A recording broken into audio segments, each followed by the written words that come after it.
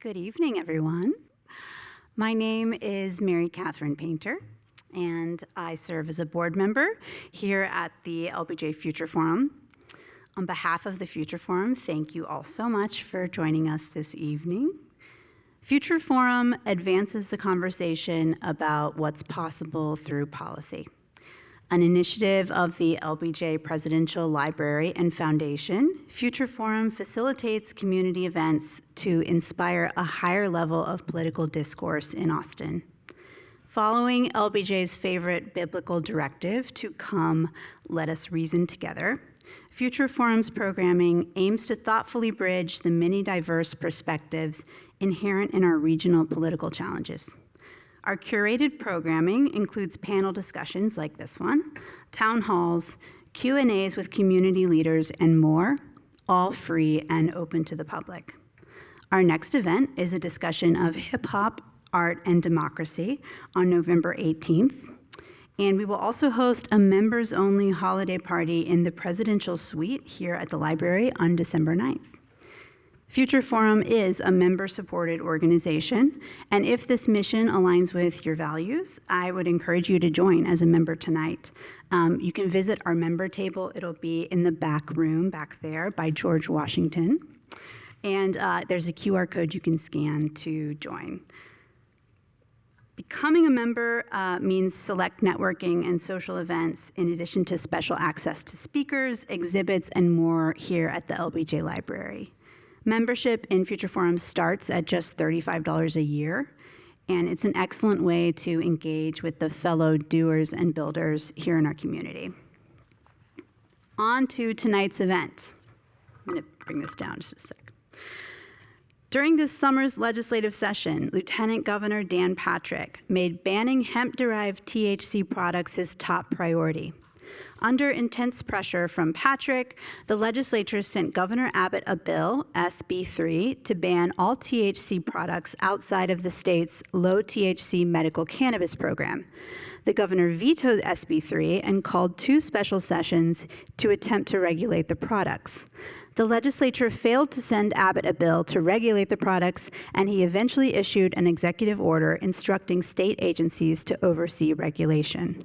Also in 2025, lawmakers approved and Governor Abbott signed the largest expansion of the state's restrictive medical cannabis program since its inception, HB 46, making Texas the 40th state in the union with a comprehensive medical use program. With so much change in the state's legal landscape around cannabis, Future Forum has convened this discussion to explore what lies ahead for the industry, for state agencies, and for Texans. To kick off our discussion, please allow me to introduce tonight's panel. Our moderator is Stephen Simpson, the mental health reporter for the Texas Tribune. Lisa Pittman is the founding partner of Pittman Legal, a non-resident fellow at the Baker Institute's Drug Policy Program, and the chair of the American Bar Association's Cannabis Law and Policy Committee. Mark Bordas is a lobbyist under Aegis Advocacy, and is also the Senior Vice President for Government Affairs at Scofes and Associates Consulting. He also serves as the Executive Director of the Texas Hemp Business Council. David Sergi is the founding partner of Sergi and Associates and a leading commercial and hemp attorney, and he's also the American President of Smart Aid. So please join me in giving a warm welcome to our panel.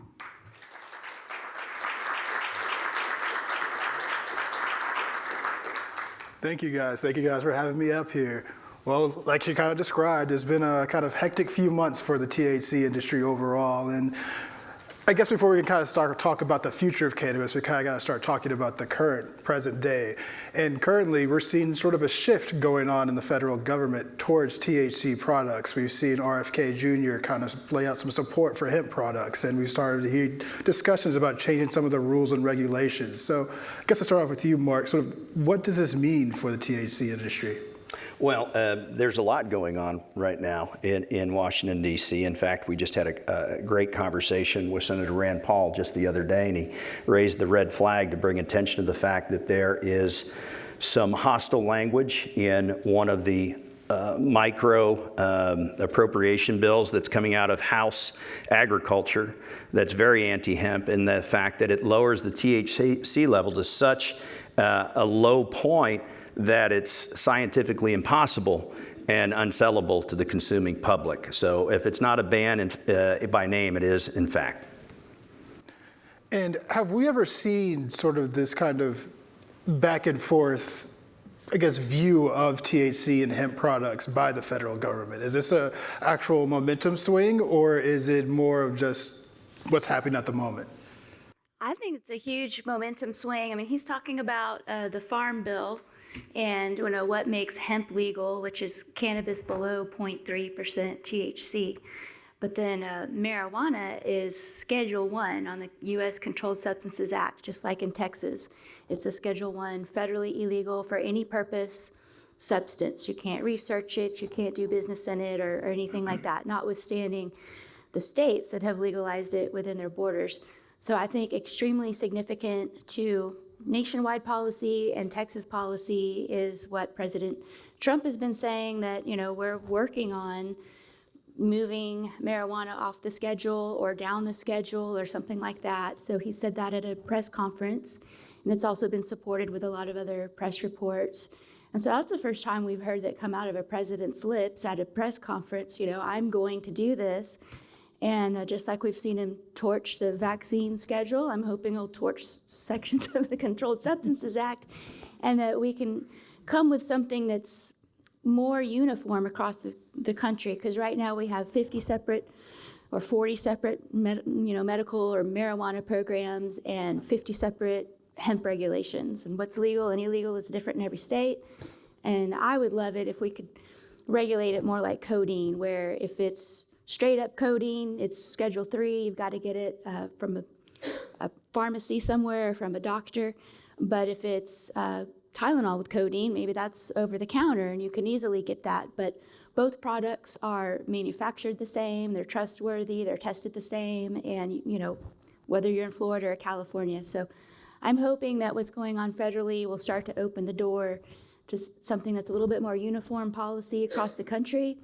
And if marijuana comes off this Schedule 1 federally, then that's going to mean great things for Texas, I think, in the future.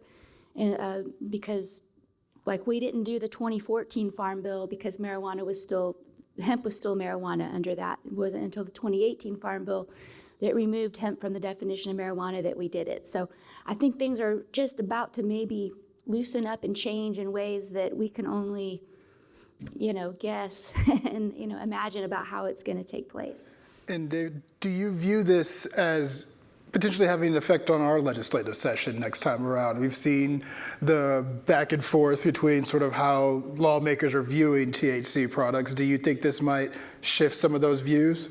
I think we're at a national tipping point right now. We're at that point where we've opened the door, the horse is out of the barn, and we've got to be smart in how we address it. I saw some polling today that was, I think, recently presented that showed that if we restrict the definition of hemp, we're going to open this up to the cartels. 75% of the market is going to wind up being illegal. We don't want that. We want a well-regulated market. We don't want to sell intoxicating cannabinoids to minors. We want to make sure that the testing is right, that we're selling a quality product.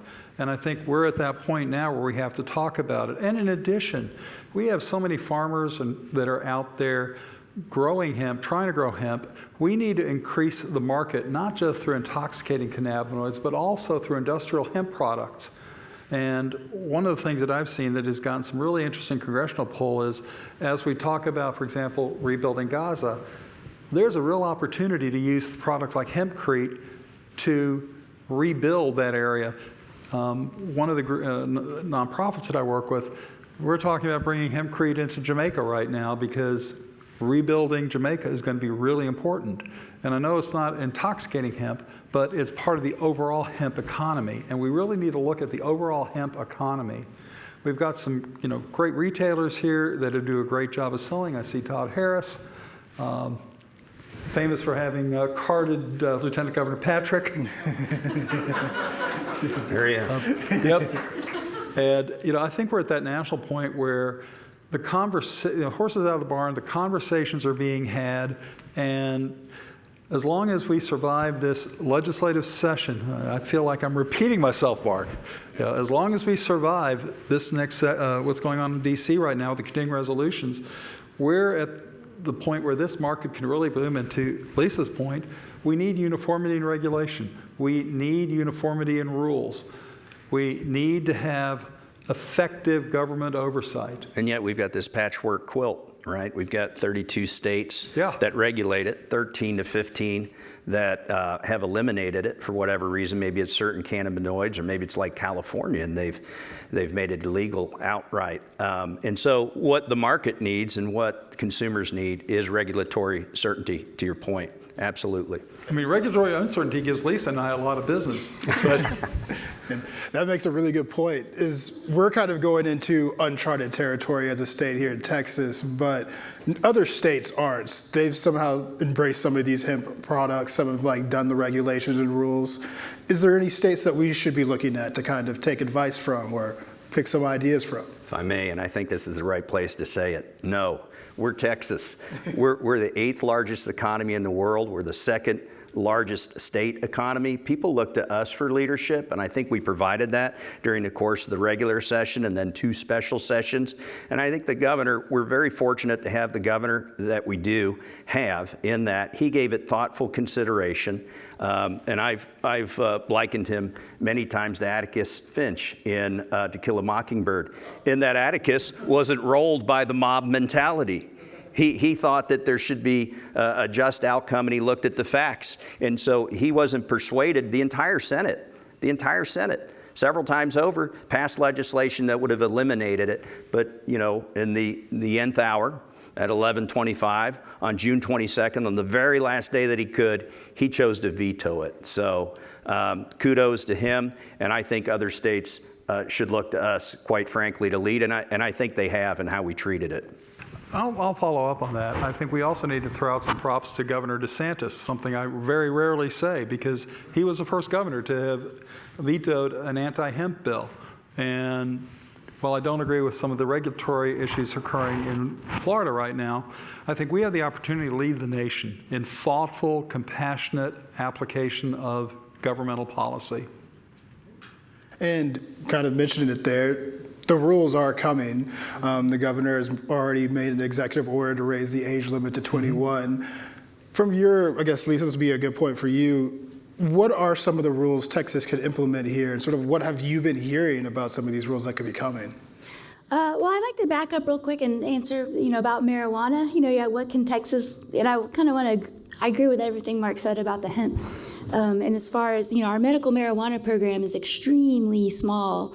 It's currently got 30,000 patients in a state of, 30 million? So Texas has, what it thought it was learning from the other states was, we don't want to be like Oklahoma or Colorado where anything goes and the cartels move in and start shipping across the country. So Texas, kept this medical marijuana program so sequestered and small, falsely. Just this session, we got chronic pain, which is that's the condition that makes a medical marijuana program viable for other folks.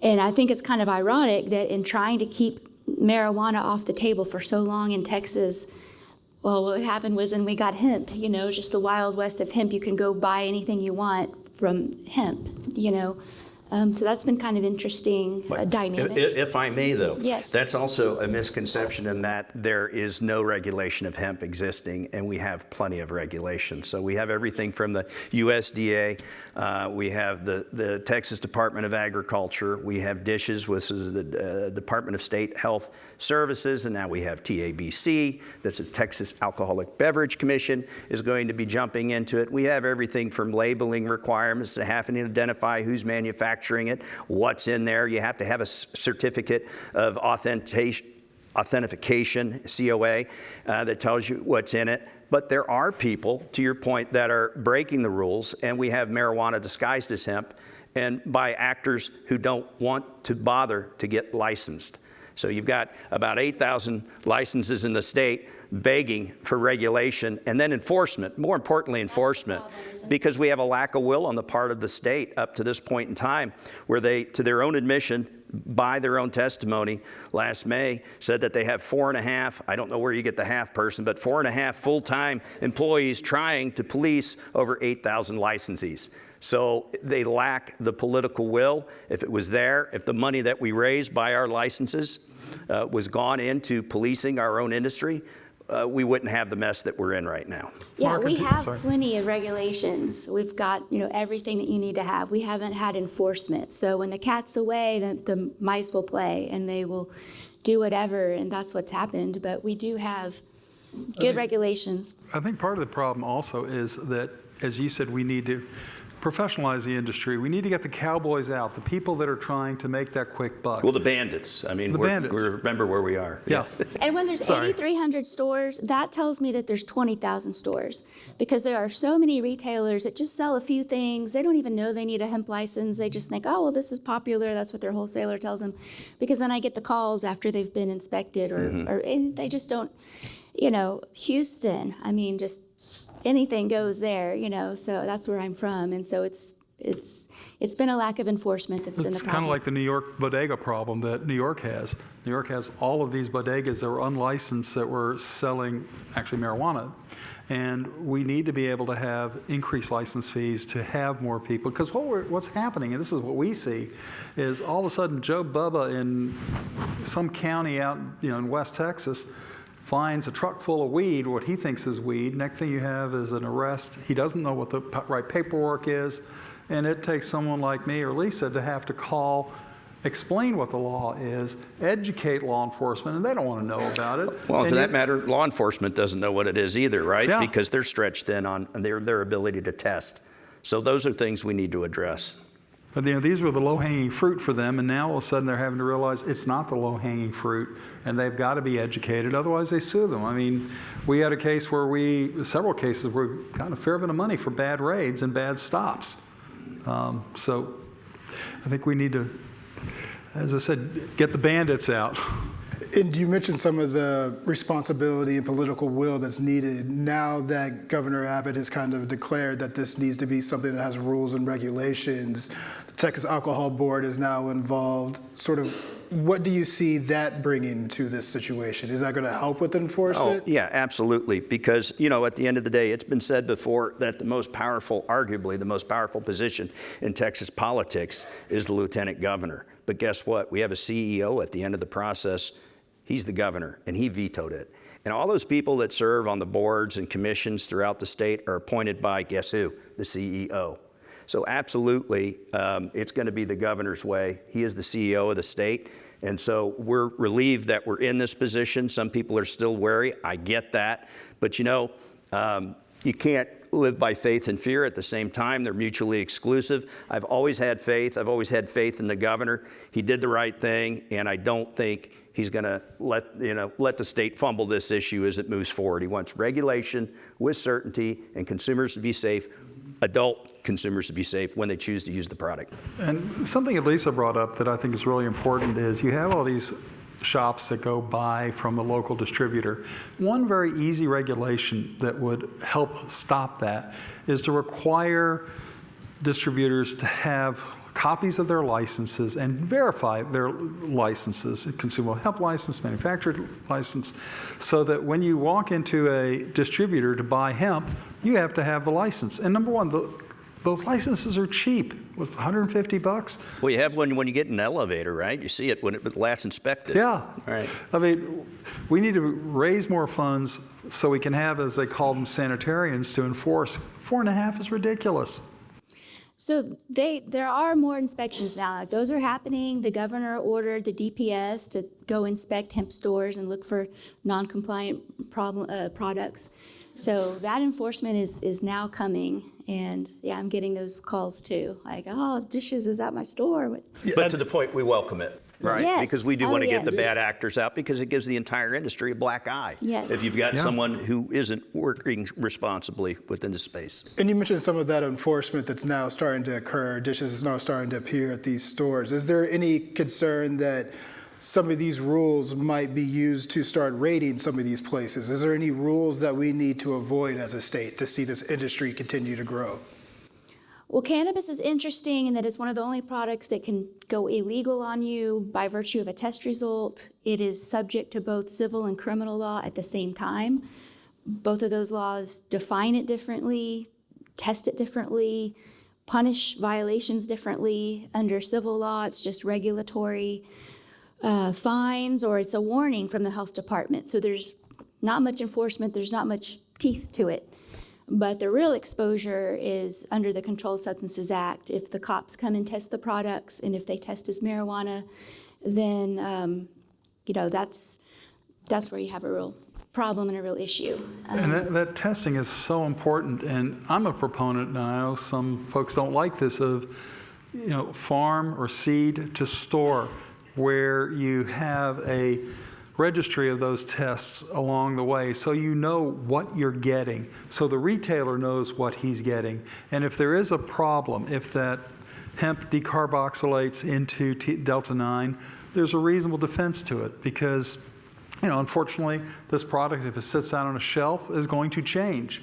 But if you're able to show from the seed, from the farm to the store, what the history of that is, then you're selling a much better product, and you're providing a defense to those folks that sell it that may accidentally have product that is turned. So real similar to the alcohol industry in that there's a chain of custody. You can follow it back to its source. If there's a problem with, say, a bottle of beer, I won't name a brand, but you could trace it back to its source, the batch, when it was made. You can do that, and that's what we need to do as well. And while hemp had a pretty contentious past session, the medical marijuana program actually had several pretty easy wins. The program expanded. They've been able to add more items to their program. What does this expansion mean? And sort of, do you view this? There's a lot of tension between the hemp and the medical marijuana industries during the session. Hey, let me just say, we didn't swap paint with them. They came into our lane. We're fine with the expansion of teacup. In fact, we think that the state of Texas is underserved, as you alluded to. I mean, a state of this size, to have 3 licensees, 3. One of which is truly the only one which is operational, does over 70% of the patients and over 80% of the prescriptions, and yet they're trying to knock hemp out because they want you to come into their program. So they try and wrap themselves in this fuzzy, warm, moral blanket, but in reality what it's all about is cold, hard cash. They don't want competition. And we have got so many folks that call us up, I want to get a medical license. Well, first of all, that door is closed, basically. And we're going to have 12. What is it?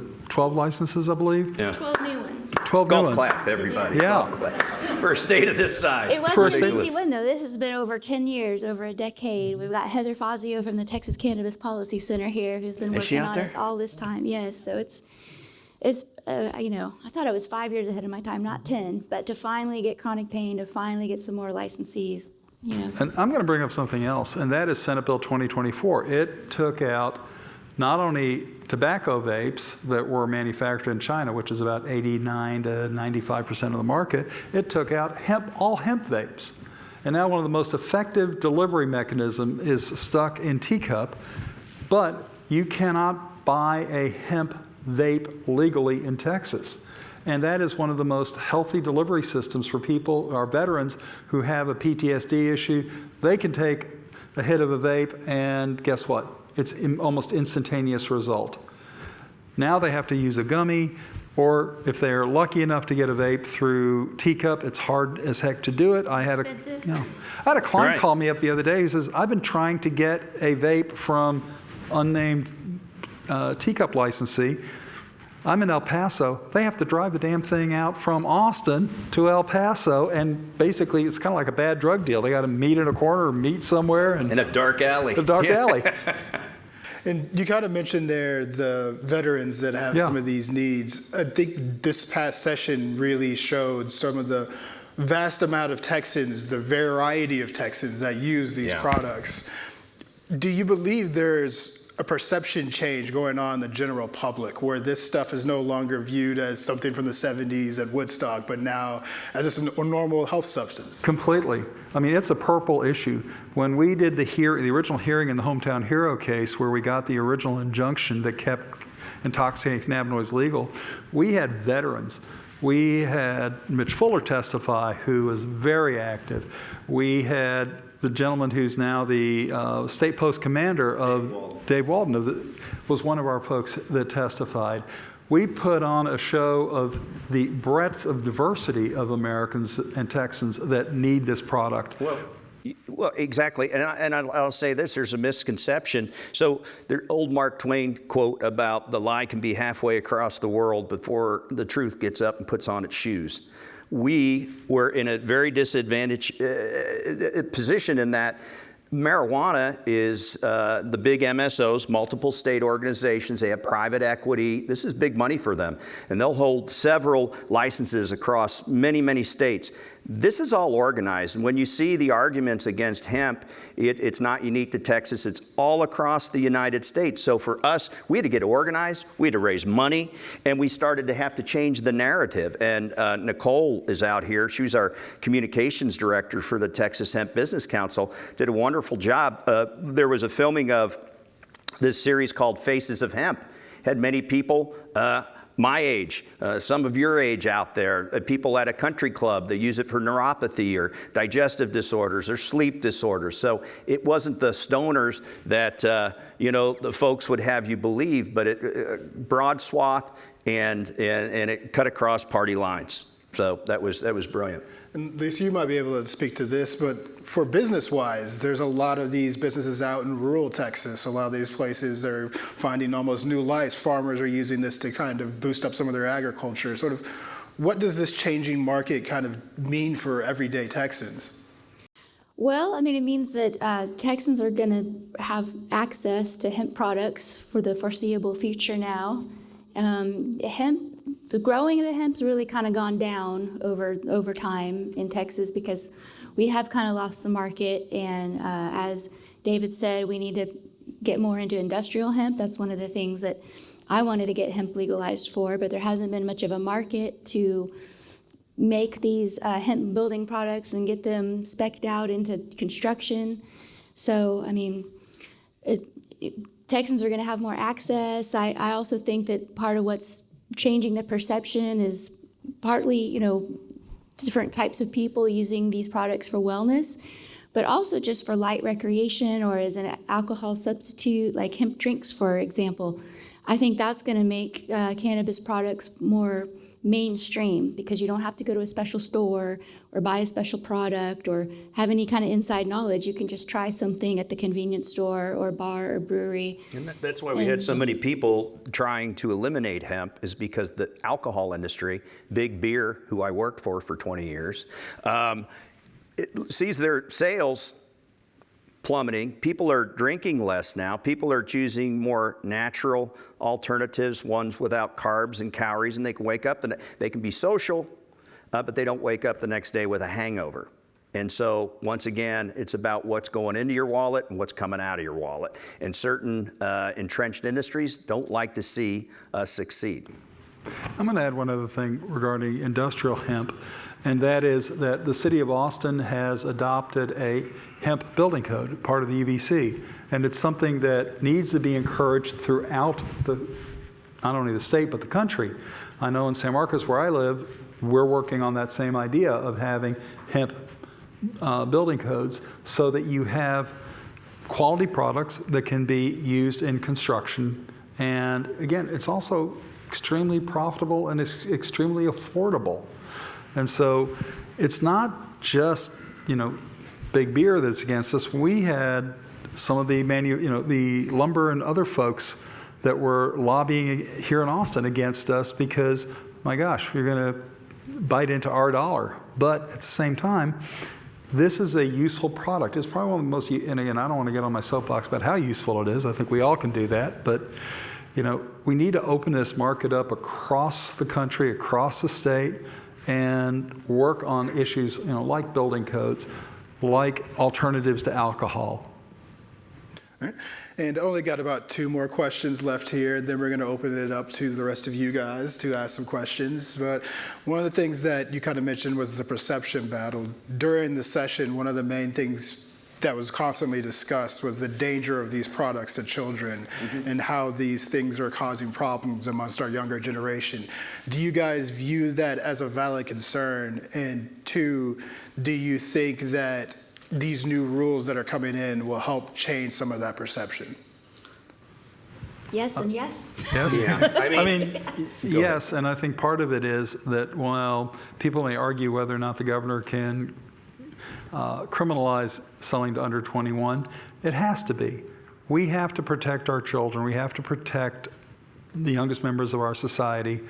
At the same time, we have to make sure that people are not just buying and giving it to people. Yeah, and it is the right thing to do. And if you want to survive as an industry and as a product, you've got to do the right thing. And it is absolutely the right thing to do. But I have heard anecdotally that more calls come into a poison hotline on toothpaste toxicity from children eating toothpaste than do from hemp. And then, just hearkening back to the CDC, the numbers on CDC, the number of preventable tobacco deaths are 500,000 a year. Alcohol deaths are about 200,000 a year. 0 hemp deaths. So the fact that it's a health, safety, and welfare issue, again, that was going down a rabbit trail and misleading. And this will be my last question, but I want you guys all to get an opportunity to answer this one. But what do you believe the future of cannabis looks like in Texas, and what is a thriving, healthy, safe industry look like? Anyone? Well, You go I'll tell you, first, Mark. we're a $10 billion a year enterprise. We've grown year over year. So if you put a CAGR out there, compounded annual growth rate, what are we going to look like in 10 years? You're probably, conservatively speaking, talking about a $37 billion a year industry. But optimistically, you're talking about a $75 billion a year industry. We have 53,000 people working within the industry now. And if you use the same multiplier, what are we going to have? 1.5 million? But the point is that will all change, of course, dependent upon what regulations and laws are in place. Yeah, so that's hemp. And so for marijuana, we're going to have 15 license holders. So that's going to create a new little industry here that we didn't really have before. They're going to have more lobbying. And then we don't know what's going to happen at the federal level. So if they loosen, the federal marijuana policy, then maybe it gets loosened in Texas, and then the value of their licenses aren't as high as they were. The public is already going to hemp. You can find a responsible source that's good, that's economical. You don't have to go through all the hoops of getting into medical marijuana program and the expense and so forth. So I'm kind of curious how it's really going to play out, because they're going to give out 9 more licenses in December and then another 3 in April. So it's going to be another 1.5 years or so before these places even open. So then we're at their next legislative session. There will have been changes at the federal level. So I'm not really sure where our marijuana industry is going to end up in 2027 or 8 or even 10 years from now, because I think eventually with the marijuana, it's going to move to the Coors and Budweiser of marijuana, where it's not grown separately in 40 different states, but it's grown where it's most economical, it's processed where it's most economical, it's distributed somewhere else, and something like that. So we'll start to see national, and maybe it'll be just those national big brands for a while, like alcohol was in the 80s and 90s, and then it took a while for us to finally get some craft beer again. Yeah, consolidation is inevitable, happens in every industry. I bet we'll see a similar pattern for marijuana over the next 10 years. So I agree with everything that was just said, and I'm kind of wondering what else I can say. And then I realized part of it is we need to educate our workforce in this industry. There's a group like Craft that has just started, which has a certified bud tender program, so that if you are selling hemp, you go through their training, you understand the right way to sell it, you understand what you shouldn't do, and you should be able to have a well-regulated workforce that is well-paid, not just 10 minimum wage type jobs, but well-paid jobs that allow this industry to grow with quality people, because as people get into the industry, as they start to grow in this industry, they go off on their own. They can have, we have one of the best social equity programs in Texas for hemp because a license is $150. You go to New York, you go to other places, there are hundreds of thousands of dollars to get those licenses. And yet we are allowing That's people. not a suggestion to Governor Abbott if is listening. Yeah. We've got the ability to educate our workforce and raise money for this workforce to be able to become a better workforce and become part of the community. And so from what it sounds like, you guys, Texas is not too late to really make a profit and sort of really thrive off this industry right now. We still have time. I mean, we got some corrections we need to make. We have a case called Crown Distributing that does not allow Texas farm product, hemp, to be sold for smoking purposes in Texas. You have to take it outside the state. And I was talking to the judge who actually wrote that opinion, who just retired, and he had some interesting thoughts about whether or not that case should be overturned.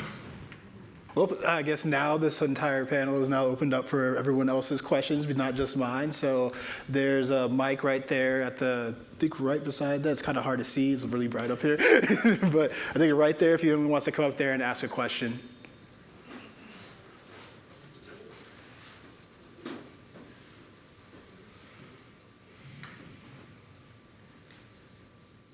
Hello, my name is Julie. I'm actually an LBJ student here getting my master's. I'm a first-year student. I kind of wanted to talk about and kind of ask about if somebody is interested or is like an aspiring dispensary owner, what would be their steps in Texas to kind of starting that?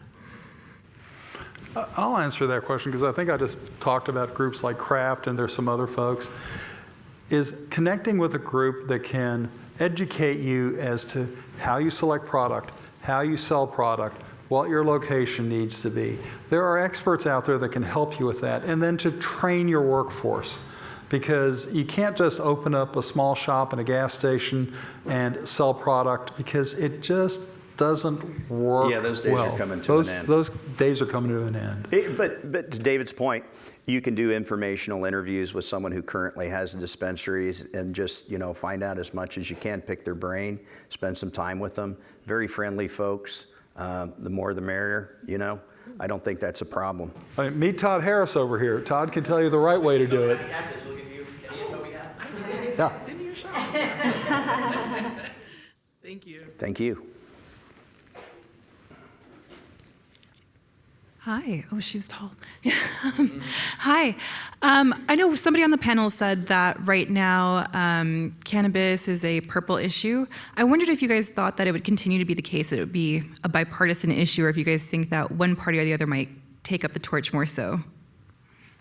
No, I haven't seen it, and there's really no blueprint. I've seen Republicans come to our aid. You can see that in Governor Abbott. I've seen Democrats stand up on the House floor for us. It really cuts across, and that's why it was referred to as a purple issue. It's just a matter of educating them and then getting rid of the false narrative as a result of marijuana being so much more organized and then coming after the hemp industry where we're reacting. That's just going to take time, but it's widely used and accepted. Everybody from grandparents to folks that, prefer it over, alcohol these days, so. One of the things that I really liked, one of my clients who's a large distributor and manufacturer, we looked at the addresses where they were delivering, and it was amazing how many courthouses, how many county executive offices, how many politicians' offices were getting deliveries of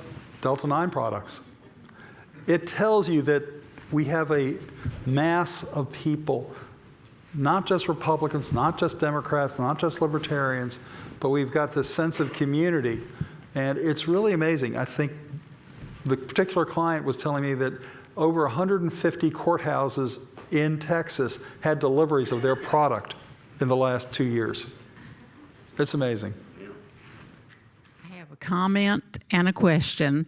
My comment is I'm retired from a state regulatory agency. My heart goes out to y'all on getting this done. The question is, I have never heard of hempcrete. Can you expand a little bit on that and talk about other industrial uses of hemp? Sure. So I first got exposed to hempcrete when I was on a panel at the Northern Colorado Hemp Conference, which is sort of one of these sleeper conferences, but we had people from all over the world. And then I wound up speaking at the ICBC, which is the International Cannabis Building, I can't remember what the rest of it was. It was in Berlin.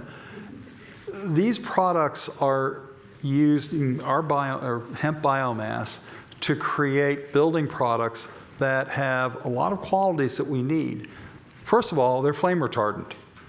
Properly done, you can take a hempcrete brick and put it in a fire, and it won't burn. That is really an amazing product to have. Then it's also lightweight. There are all sorts of industrial applications for hemp products. You can use it in paneling. You can use it as concrete on walkways. It does not absorb the same amount of heat. So, for example, I saw in Jordan where it wasn't Jordan, it was Pakistan.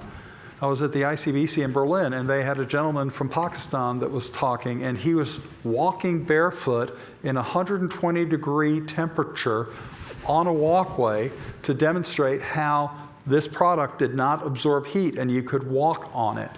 So there are so many different products and there's so much innovation.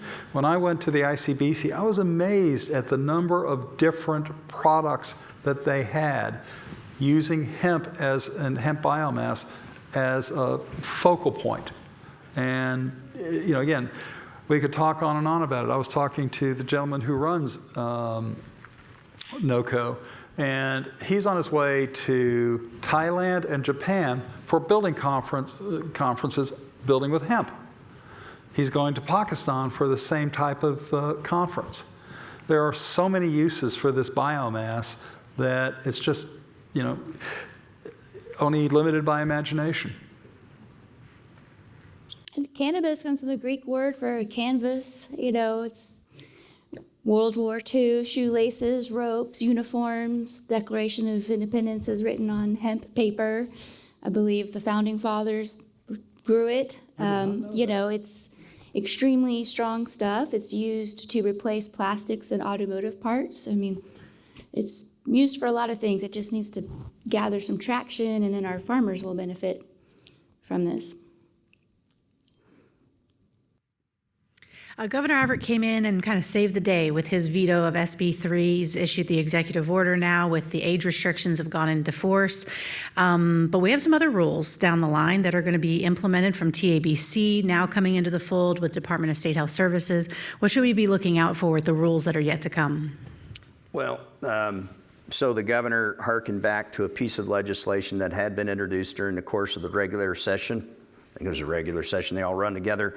But Representative Briscoe Cain had some legislation, and he thought that might be used as a blueprint. But I will tell you that since that time, they've revisited it. Several of us have visited with them, and now they're not quite so sure, especially with super high licensing fees. Because again, I just harken back to the fact that if you make it too high, you're going to drive people out of business, and they're going to have to pass that cost on to consumers. So is it not then just a de facto ban on the product? But if you look at that legislation, I may have the number wrong, I'm sorry, but it's in the 300, it was by Cain, 309, okay, there you go.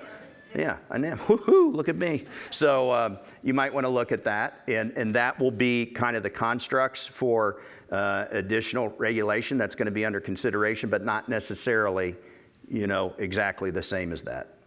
To tag on that just a little bit, we had previously written about some of the proposed rules that are coming. One of the concerns was that it was based off a previous state's law that had pretty much lowered the THC limit to a point where THC would no longer be usable. And that was one of the things that was a big concern. But I think you just kind of said a lot of that's been changed. So there's a lot of things to be kind of keeping a lookout. And selfish plug, you can check out the Texas Tribune to keep posted on that. Next question. Hey, y'all. Super informative panel. So David brought up a good point about hemp-derived vape cartridges, now being illegal to sell. But, I read online that people were recommending buying them online because it's actually only the sale in Texas that's banned, not actual possession, right? And otherwise, you'll have a state like California where now you've got apps like Ease, right, which is like a mobile cannabis delivery platform similar to like Uber Eats or something. I'm from Austin. We got robot cars going up and down this place now. Where do y'all see the role of like technology and the internet as far as like the cannabis and hemp consumption industry for consumers? Well, I'll answer that if I may, because I think it's pretty dangerous, because with e-commerce, you don't know where you're getting things. So for instance, if you go back to the Juul experience, largest unicorn in Wall Street history, quickly crashed and burned. People were looking for alternatives. As regulations increased, prices increased, the consumer would go out to e-commerce and they'd find it, and they don't care where it comes from, nor do the people that run these e-commerce platforms identify where it's coming from. Suddenly you're getting something from China with E-acetate in it, and you're getting popcorn lung. But then you sue Juul.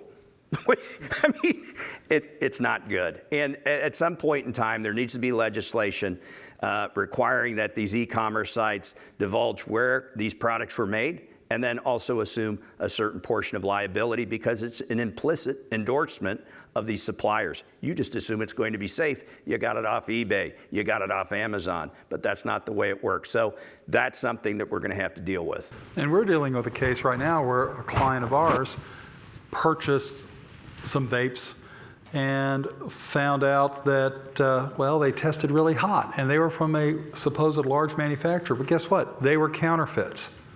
So we've got to be vigilant in policing our own state. We've got to make sure that products that are serving Texans protect Texans.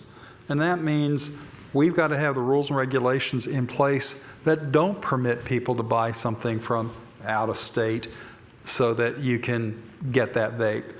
But we need to make sure at the same time. But what I was talking about earlier, where the cartels were taking 75% of the business because it's illegal. Well, guess what? We're seeing the same sort of construct in vapes right now. And I'm hoping our industry, we've raised the money now to file a lawsuit against Senate Bill 2024, the hemp vape ban. I'm hoping that comes together quickly so that we can right this wrong. And I think we have time for one more question. Thank you for asking me to ask the last question. The question I have is, you said there's some studies where it says that alcohol sales go down where marijuana is legalized. So we have some years of studies, I guess, or experiences with states who have legalized it. Is that like a one-to-one? Because I think the main issue is no one's denying that alcohol is far more dangerous in terms of societal things that it's done than I think the marijuana. beer industry would argue that, but right. But the issue is it's adding another intoxicant to society just dumbs society down more. But I mean, if there's studies that actually say that, because we have many states have legalized medical marijuana, I'd like to hear that. I mean, is it truly a lower consumption of alcohol? Well, I want to clarify. I didn't mean to infer that it's a one-to-one, correlation, direct correlation, but alcohol sales and consumption is going down. It has been going down for some time. Particularly among younger people. Right. And so people are looking for alternatives. They're looking for more natural alternatives, things that won't make them fat, things that won't make them hungover. And so, meanwhile, sales of THC-infused beverages are going up. And they look at that longingly and they want to recapture it. And so that's why they attack our industry. So I didn't mean to imply that it's a one-to-one ratio or that it correlates with where marijuana is legal. I'm just saying across the board, if you look at it, national sales, that is a trend that has existed for a number of years now. The alcohol industry is uniquely aware of it. And let's not forget our friends from Big Pharma. They also realize that the hemp and cannabinoids are a threat to their industry as well and their profitability. I know one sort of thing that I heard is that the sales of sleep aids are going down as people are using hemp to go to sleep. And studies have showed for years that in states with medical marijuana that opioid prescription fillings are lower and overdoses are lower, domestic dispute calls are lower, drunk driving is lower. So there's been studies for a good decade now on all of these things. So at the end of the day, we think, at least I think, and I'm sure you agree because I know both of you, but adults ought to be able to choose. We're all built on a common theme, image of God, but you may be allergic to penicillin. I am not. You may be prone to alcoholism. I'm not. But you need to find your own way as long as you're an adult. And if you do choose to use a product, you ought to have a certainty that it's going to be a safe experience. And that's all we're looking for from the government, right? They're the umpire, but we don't want them stepping into the game. We just want them to umpire it and make sure the bad actors are out or the bandits. 100%. Totally agree with you, Mark. And I'll just quickly add that if a lot of these studies can be found on SAMHSA for the most part, a lot of these studies were done over the past 7 to 8 years. If you can kind of research, I don't know about right now. The federal government shut down, so I'm not sure how good the website is. But afterwards, maybe check that out and you'll find a lot of this. But there are plenty of websites outside of the United States that have a lot of that same experience and have even more detailed studies that are out there. I know there's studies in Israel right now. Oddly, in Jordan, of all places, there's a study that's about to be released that talks about the efficacy of medical marijuana. And oddly, I think Jordan is going into that Well, then business. they in Israel discovered the endocannabinoid system in the 90s. So You're right. That's not Well, surprising to me. and I'll just leave it with this, though, but and Senator Rand Paul is suggesting they do a study. Because how many times have we heard when we're at the legislature here, well, nobody knows what's going to happen with it. Well, they haven't wanted to study it because big pharma's basically paid the government not to study it. But we know anecdotally that it works great. And it works really well, and people are starting to choose it. So they ought to get with it, and rather than eliminate it, they ought to study it, then regulate it, and let adults decide. Well, I feel like it's a great little closing statement right there. And I want to thank everyone up here, to the panel to come speaking up this, and the LBJ forum for letting us be out here to speak about this issue. And most importantly, hand to all of you guys for coming up here.